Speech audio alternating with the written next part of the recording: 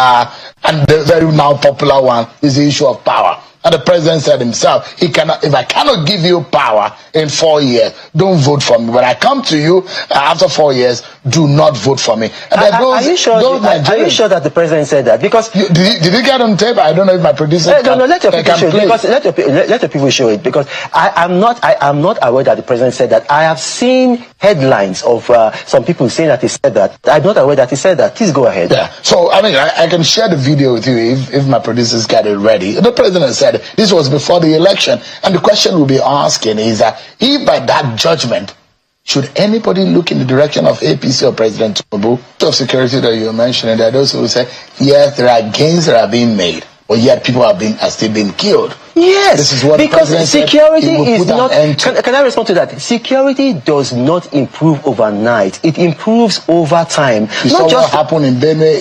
Yes, it improves over time. You know what? There was one incident in Katsina, in Sokoto. There was one incident in Benue, and there were several little incidents before that. But what was happening 10 years ago? Remember, on Christmas Day, there were multiple attacks, and then the president would ask the Inspector General of Police to go there. The Inspector General of Police would not even obey the president. The president went there and was weeping, and then he came back, and the same thing kept on happening and happening. We are not seeing that now. We are seeing that we are having effective security applications now. Things are getting better, but they are not going to get better overnight. It's going to get better over time, and it's going to take more than 3 years to resolve. Of course, obviously. Look, it can only take you one try to jump into a ditch, but to jump out of that ditch, it might take 100 attempts. So let's go quickly to the issue of power. Okay.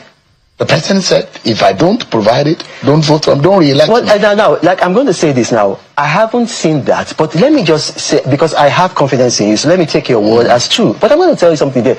When he said that maybe he was contesting, maybe he wasn't in government, so he didn't know what was in government. I was in government under President Jonathan. The Nigerian power industry or power sector has been privatized. So there is very little the president can do. The only part that has not been privatized, and it must be privatized if you go by the roadmap to power sector reforms, is the transmission.